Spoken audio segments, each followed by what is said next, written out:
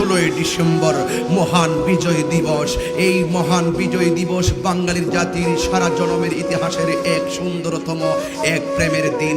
এই দিনটি এমন দিন বাঙালির জাতি বীরের জাতি হিসাবে আত্মপ্রকাশ করে। এই দিনটি এমন একটি দিন, মহান জাতীয় দিবস, বিজয় দিবস। এই দিবসটি এমন একটি দিবস যে এই দিবসটির কারণে বিশ্বের ইতিহাসে ভূখণ্ড নামে, বাংলাদেশের ভূখণ্ড নামে একটি মানচিত্র আমরা পেয়েছি।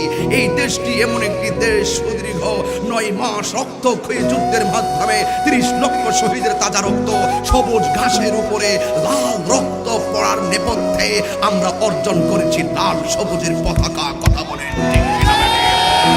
দেশটি স্বাধীন করতে গিয়ে যারা দেশের জন্য জীবন দিয়েছেন, যারা দেশকে স্বাধীন করার জন্য বুদ্ধি দিয়েছেন, সেই বুদ্ধিজীবী এবং মুক্তিযোদ্ধাদেরকে গভীর শ্রদ্ধা ভরে স্মরণ করছি।